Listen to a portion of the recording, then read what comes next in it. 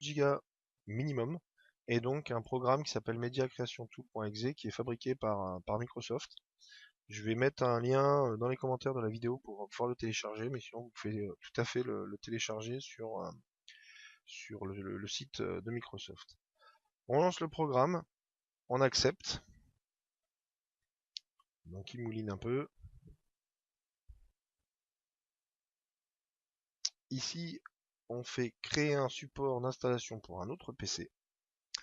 Là, il vous propose plusieurs choix, donc qui sont prédéfinis en fait par rapport à la version que vous avez sur le PC. Donc moi, ce que je vous conseille, c'est que vous décochez ici et donc vous pouvez choisir la version que vous voulez télécharger. Si par exemple vous êtes sur un Windows 10 professionnel et que vous voulez faire un support USB pour Windows 10, il faudra familial, il faudra choisir ici par exemple Windows 10 Family.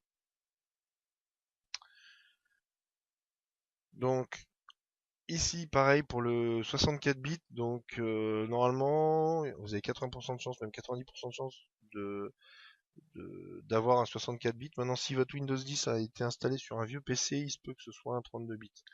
Donc dans le doute, le mieux c'est de mettre les deux en architecture. Ensuite on fait suivant.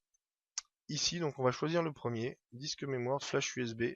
Donc là je vous ai dit une bêtise, il faut qu'il soit d'au moins 8 Go. 4 Go en fait par architecture. On fait suivant, et ici donc il faut repérer donc la lettre de sa clé USB qu'on a déjà installée. Donc moi c'est I, donc la lettre vous la trouvez dans le poste de travail. On fait suivant, et là donc il va télécharger tout ce qu'il faut et vous l'installer sur la clé USB. Donc je vais passer toute cette phase de téléchargement parce que bon il y a 8 Go donc ça risque d'être un peu long.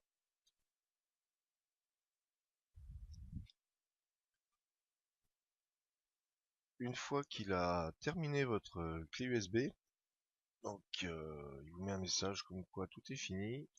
Il suffit de cliquer sur